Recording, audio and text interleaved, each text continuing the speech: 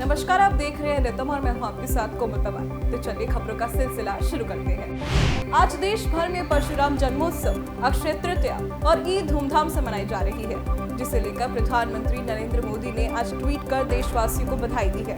प्रधानमंत्री ने ट्वीट कर कहा कि आप सभी को भगवान परशुराम जयंती की हार्दिक शुभकामनाएं। मेरी कामना है कि उनकी कृपा से हर किसी का जीवन साहस, विद्या और विवेक से परिपूर्ण हो।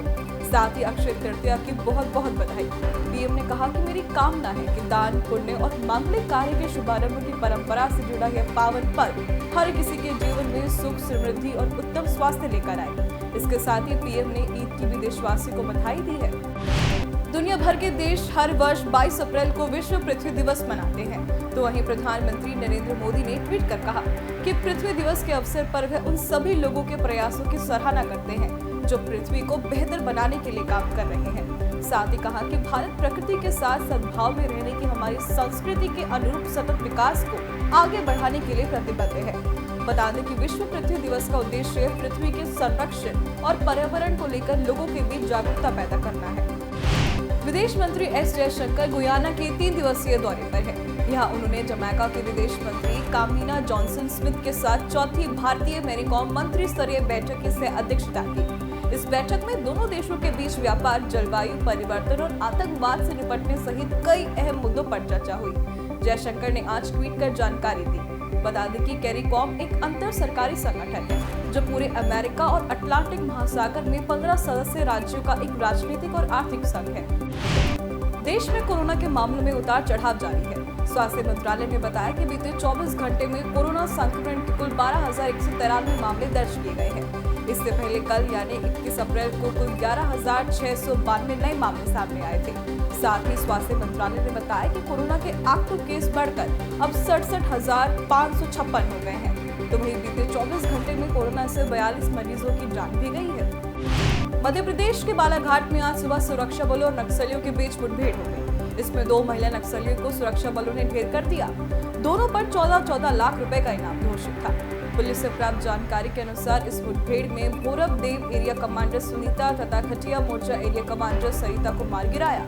साथ ही महिला नक्सलियों के पास 2 बंदूक, कारतूस, खाद्य सामग्री सहित दैनिक उपयोग की वस्तुएं मिली हैं। मानव रहित विमान नागस्त्र भारतीय सेना की ताकत कई गुना बढ़ाने वाला है। दरअसल नागपुर की भारतीय कंपनी को 450 विमानों का ठेका मिला है, जिसकी 1 वर्ष के भीतर आपूर्ति करनी होगी। सोलर इंडस्ट्री नागपुर ने कहा कि उसे भारतीय सेना को मानव रहित हवाई यान नागस्त्र की आपूर्ति का ठेका मिला है और इस तरह इजराइल तथा पोलैंड के प्रतिस्पर्धी उससे पीछे रह गए। वहीं कंपनी के एक अधिकारी ने कहा कि 75% से ज्यादा स्वदेशी सामग्री वाले नागस्त्र 1 में कई विश्व स्तरीय विशेषताएं हैं। यह सोलर इंडस्ट्री नागपुर की अनुषंगी इकोनॉमिक्स एक्सप्लोसिव लिमिटेड के सहयोग से विकसित किया गया है। देश के दूर दराज के क्षेत्रों तक संपर्क को और बढ़ाने के उद्देश्य से केंद्र सरकार ने क्षेत्रीय हवाई संपर्क योजना का 5वां चरण उड़ान 5.0 आरंभ किया। नागर विमानन मंत्रालय के अनुसार उड़ान 5.0 के तहत परियोजना को व्यवहारिक बनाने के लिए वित्त पोषण की व्यवस्था के तहत सीमा 600 किलोमीटर रखी गई है, जो पहले 500 किलोमीटर थी। वहीं नागर विमानन मंत्री ज्योतिरादित्य सिंधिया ने कहा कि योजना का यह नया एवं मजबूत संस्करण गति को बढ़ाएगा, नए मार्गों को जोड़ेगा और हमें 1000 मार्गों, 50 अतिरिक्त हवाई अड्डों, हेलीपोर्ट तथा वाटर एयरड्रॉप के लक्ष्य के करीब लाएगा। भारत की विदेशी मुद्रा भंडार के मोर्चे पर लगातार दूसरे सप्ताह अच्छी खबर मिली है।